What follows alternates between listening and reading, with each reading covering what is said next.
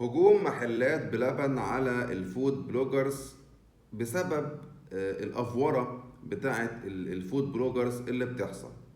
اسلام سلامة صاحب محلات فود بلوجرز كتب بوست كده صريح: عزيزي الفود بلوجر، لو انت بتجرب الاكل وبتقول ان هو حادق، انا عامل حسابي وبعمل بالانس يعني في الاكل وبعوض فيه حاجات تانية، فمن الاخر كده اللي بينزل لك كله وانت ساكت.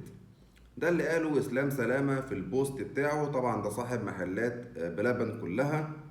وبعد انتشار محلات بلبن في مصر بل كمان في السعودية ما شاء الله يعني ربنا يزيدهم، بدأ بقى الفود بلوجرز كلهم بيبقوا عند بلبن، واللي بيعترض واللي بيقول كلمة سخيفة واللي بيقول الصوص معرفش ايه واللي بيقول معرفش ايه.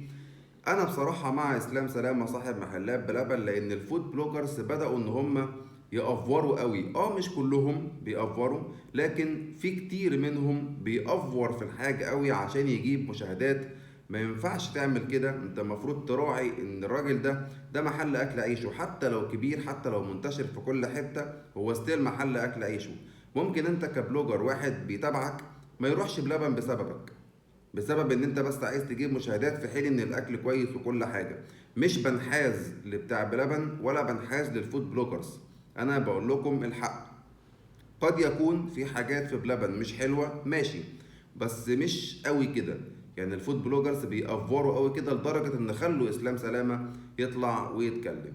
انتوا بقى قولوا لي شايفين الموضوع ازاي من وجهة نظركم في كومنتات.